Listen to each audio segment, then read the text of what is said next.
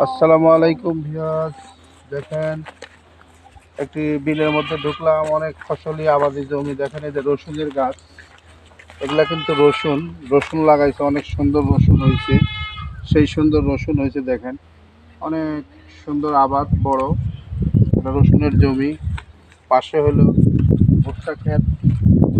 হ্যাঁ, বিলের মধ্যে আসছি একটা ভিডিও বানানোর জন্য। সবাই ভিডিওটা দেখবেন, সবাই লাইক কমেন্ট শেয়ার করবেন। ভিডিওটা কেমন হয়েছে। রসুনের আবাদ, রসুনের আবাদ, ওদিকে ভুট্টার আবাদ, পেঁয়াজের আবাদ। দেখেন এই যে এটা হলো পেঁয়াজের জমি, পেঁয়াজ লাগাইছে। দেখেন অনেক সুন্দর পেঁয়াজ হয়েছে। অনেকে শুধু আবাদ দেখেন নাই, আসলে পেঁয়াজের জমি, রসুনের জমি কীভাবে আবাদ হইলো অনেকে অবশ্যই জানে না। তো দেখেন পেঁয়াজের আবাদ অনেক সুন্দর। এদিকে হলো ভুট্টার আবাদ, ভুট্টার জমি। সবাই দেখবেন,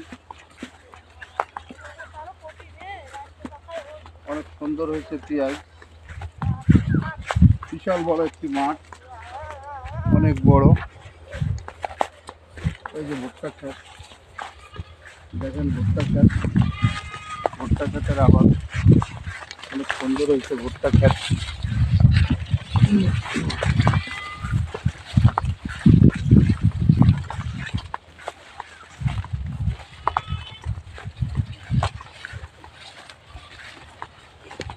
অনেক, বেশিরভাগই মানুষ ভুট্টার আবাদ করে।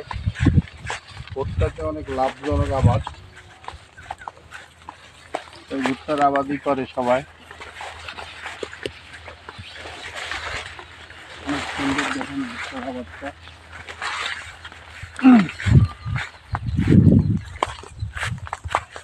চারিদিকে শুধু ভুট্টা আর ভুট্টা, বিলের মাঝখানে ভুট্টার আবাদ। কয় মিনিট হয়েছে?